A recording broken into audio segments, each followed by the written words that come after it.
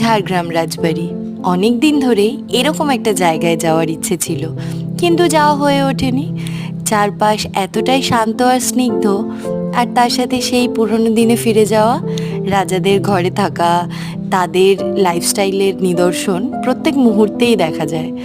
সব সময় পাহাড় সমুদ্র ছেড়ে এরকম একটা জায়গায় গিয়ে আমি বেশ অন্যরকম স্বাদ উপভোগ করতে পারলাম। তবে হ্যাঁ, রুমগুলো কিন্তু বেশ ভয়ঙ্কর।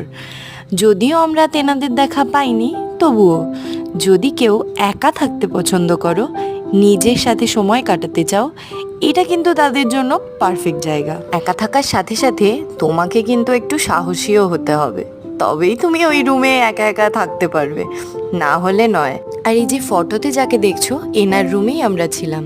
সব মিলিয়ে কিন্তু বেশ রোমাঞ্চকর ব্যাপার। এই সব কিছু এক্সপিরিয়েন্স করার জন্য ঝাড়গ্রাম অবশ্যই অবশ্যই যেতে হবে।